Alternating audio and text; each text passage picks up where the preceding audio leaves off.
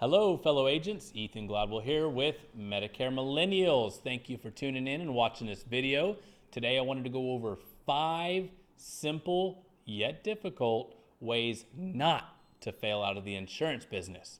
We all talk about how to be successful, and nobody talks about how not to fail. Now, those two can go hand in hand, but they can also be vastly different. So let's get started. Gonna make it short and sweet, like I always say, and never do. First things first, you got to choose your IMO carefully, okay? There's a billion of them out there, guys. I'm never saying we're the best. I'm never gonna say that we're for everybody, because the fact of the matter is, we're not, right? Everybody has different goals. They have different needs. They have different ways of doing things. So make sure that you're picking an IMO that works best for you, guys. And I will offer this to you. If you've talked to a few, or maybe if you haven't talked to a few and need a little direction on who we would think is a good idea for you based on your needs, wants, and goals, then we'll give that information to you. We're not here to hide anything from you at all. So choose that IMO carefully. That piece alone can launch you into success, or it can quite literally fail you out of the business. Very, very important. Number 2, and perhaps one of the hardest things for any sales people out there, lower your expectations, okay? Number 1, you're not gonna make $1 million your first year, right? You probably won't even make $100,000 your first year.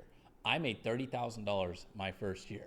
Granted, I didn't start till May, and I had a very low compensation because I didn't know any better at the time, but I had my expectations very low because at that time I was serving tables, right? So if I made any more than what I was making serving tables, we were doing good. If I made the same amount, we were doing fine. And even if I didn't make near as much, well, I had saved some money at that time. So we were okay, right? Lower those expectations. You're not gonna make $1 million. You don't need the G-Wagon year one. You don't need the Rolex. You don't need the new house. You don't need any of that stuff.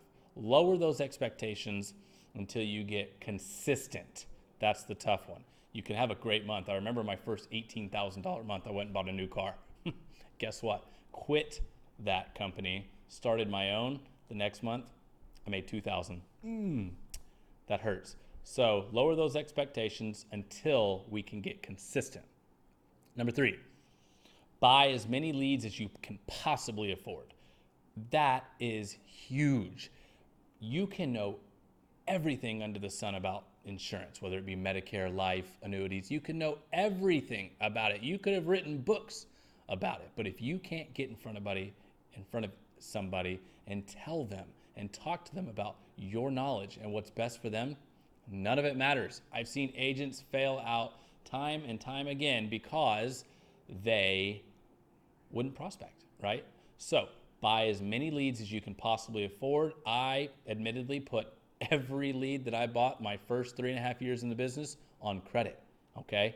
That's how dedicated I was. I knew that I could succeed as long as I kept buying those leads and seeing those people. Guys, it's that important. Figure out a way to pay for them. Have your IMO pay for them. Call a carrier and see if they'll pay for them. Put it on credit. Anything that will make that work, okay?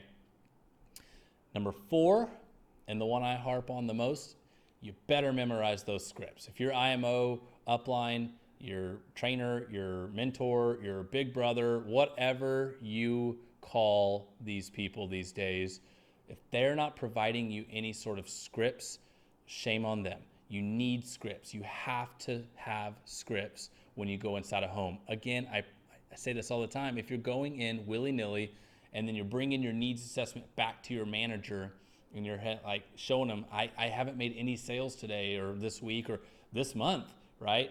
They're gonna ask, there's just no way they can ask you or find out and identify where you're going wrong because you're doing something different every time. Have those scripts. I'm gonna preach that to the day I die, guys. I think it's very, very important for salespeople. 5 and final is probably my favorite. And most people are going to scoff at me. Most people are going to say no thanks. Most people are going to argue, whatever, right? Number 5, work the weekends. That's it. you have to work those weekends. It doesn't have to be Sunday during church time. Get you a Saturday morning in, 9 to 12. I tell you this because it is the best kept secret. You have to work weekends, okay? That's when no other agents are working. We know that for sure. So your competition just went down. Like, let's say somebody booked your client for a Monday morning. You got them Saturday morning. You're signed, sealed, and delivered before that agent wakes up on Saturday morning, right? That's really neat. Most people that you're calling don't expect somebody like you or a salesperson or a call center or anything like that to be calling on the weekends, right? So they answer the phone, right? Everybody complains at the phone. Nobody's answering the phone these days. Call on a weekend, promise you, right? Those are my 5. I love these. I live by them. Guys, I've done every single one of these. I don't tell you this information because somebody told me. I tell you this information because I've done it. It works. So make sure to implement these today. That way we don't fail out of the business. Guys, there's a 92% fail rate in the insurance business, and I believe that's on us, not you, because we're not preparing you guys. We're showing you the flashy things. We're showing you the lifestyle. I'm currently in Mexico hanging out for 35 days, right? We're showing you this information, but what we're not showing you is how not to fail. So take these, run with it. Let me know how it works for you. As always, follow us on Instagram at Medicare Millennials, and we'll talk to you guys soon. Take care.